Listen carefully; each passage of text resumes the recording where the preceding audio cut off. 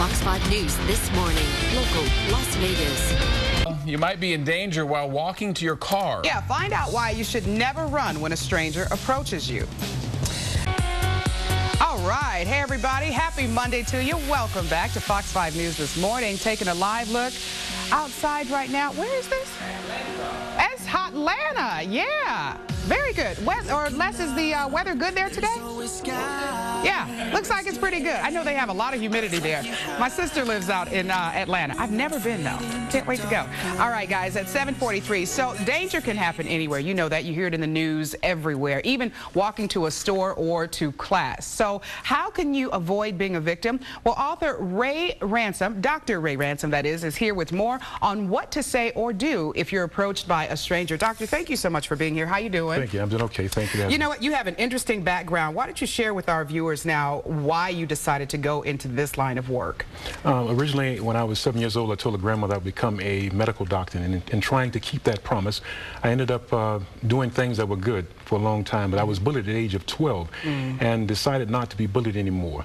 So at 4 years later, I was a martial arts master and turned the tides on bullies and ended up going into gun battles and so forth and doing it at nighttime while my mother was actually at work and then going to school during the day. Oh, boy. So it was a situation in which I couldn't turn off, and I got involved with it, and I decided to get out to still keep that promise to a grandmother. After getting out, I fell along the way again and got into the gangster lifestyle again. Ultimately, it resulted in me becoming confined in federal prison. I ended up doing 17 years there. Wow. Got out and kind of changed things. While there, earned my BA, MBA, and PhD. While in prison, you earned your BA, MBA, and your PhD. Yes. That's one heck of a story. Thank you. Yeah. Okay, so let's talk about this. And so now you take your experience and all of your life experience and you go around the country talking to young people and to organizations about how to avoid being assaulted. Let's talk about some of the points you bring up. I think we're going to put those up on the screen. But the first one is never make eye contact. And again, we're talking about if you're walking alone and someone approaches you and you suspect that they're going to assault you. Right. Okay. Don't make eye contact. People don't like to be identified at some point later. Try to stare at the chest area. Don't look them directly in the eyes. And if it's a gangster type situation, they may have shades on. But don't look them in the eyes. They don't like that. Okay. All right. And number two, you say never panic. And talk about that, because that's the first thing I would do. Yeah, never panic. If you panic and you're in a situation concerning other people around, you could cause them to be, shot as well. But to stop a panic, someone who's a gangster, they're going to shoot someone to stop the panic. Oh, wow. Yeah. Okay. All right. And number three, you say never say anything unless asked directly. So tell me about that. Well, people are usually shot after they say something, especially if there's a crowd type situation. I mean, never ever say anything. If you have to just refrain from it by doing whatever you have to do to stop talking, don't talk. People feel compelled to plead to a gangster. Oh, absolutely, yeah. That's not what they want. There's someone who's in a situation in which they might have a pretty bad background of family life, and you're pleading, saying, I'm a father of this, a father of that, I got kids at home. They don't like you.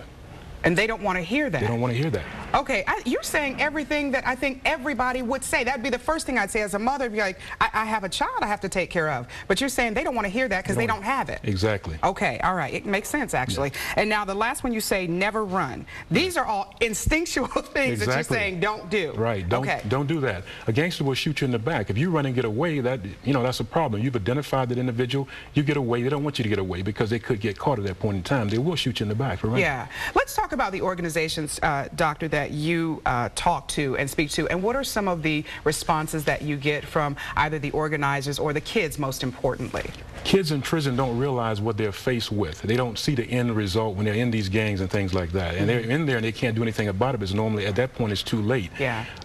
I talk to Boys and Girls Clubs. I've talked to prisoners in Rikers Island and all over the place. Wow. And they're really, at that point, they're lost because most of the time they end up with major time, and it's a bad thing. Yeah. If only they knew that there are only two ways out of the gang situation.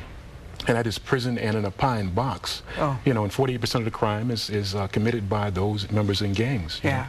Well, Doctor, I could talk to you all day. I know you have some pretty interesting stories. We are out of time. Dr. Ray Ransom, PhD, professional speaker. We appreciate you coming here and talking. And hopefully you can be in the Las Vegas area and talk to some of the organizations here as well. We'd love to. All right. It is 7:47. Time to get a check on our weather with Les. Hey, Les. Hey.